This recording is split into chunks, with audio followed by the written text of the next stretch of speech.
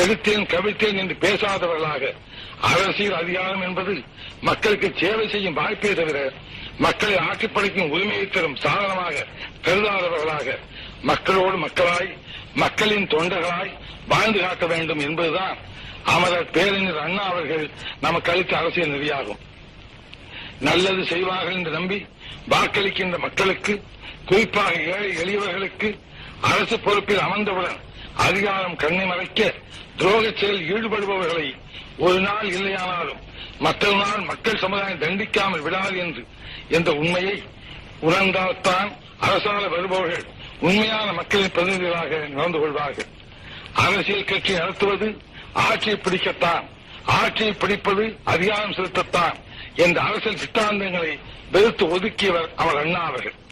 அண்ணா அவர்கள் ஆட்சியில் அமர்ந்ததும் ஏழை மக்களுக்கு ₹1 ஒருபடி அரிசி போட வேண்டும் என்றார்கள்.